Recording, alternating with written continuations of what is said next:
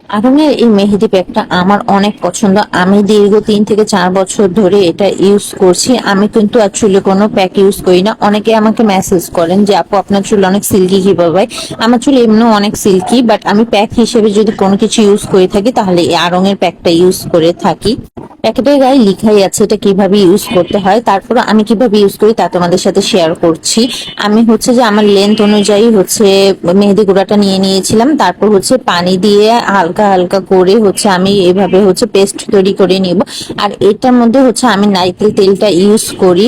আমি জানি না যে নারকেল তেল অনেকে ইউজ করে কি না, বাট আমি ইউজ করি কারণ আমার কাছে মনে হয় নারকেল তেলটা দিলে হচ্ছে চুলটা আরো বেশি সিল্কি হয়। আর এই তো আমি বেশিক্ষণ রাখবো না, আমি যেহেতু কালারের জন্য করি না, এমনি প্যাক হিসেবে ইউজ করি, তাই আমি 1 ঘন্টার মতোই রাখবো। আর এই তো ওয়াশ করার পর দেখো আমার চুলটা কি সুন্দর সিল্কি আর শাইনি লাগছে। তোমরা যদি কালারের জন্য করতে চাও তাহলে হচ্ছে মিনিমাম 3 ঘন্টা রাখতে হবে। আর আমি যেহেতু কালারের জন্য করি নেই, আমি ধুয়ে ফেলেছি। আর এই তো দেখো আমার চুলটা কি সুন্দর।